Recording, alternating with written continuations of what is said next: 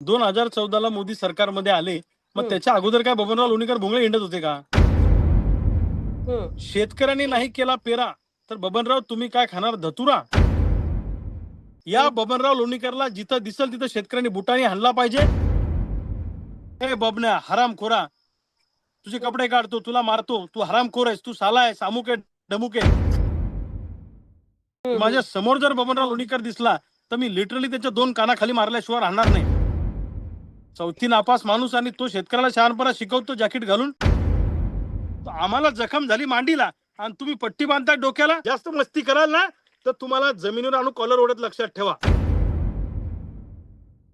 मंडळी, ब्रह्मदेवानं तर फक्त सृष्टीच बनवली असं आपल्याकडे धारणा आहे.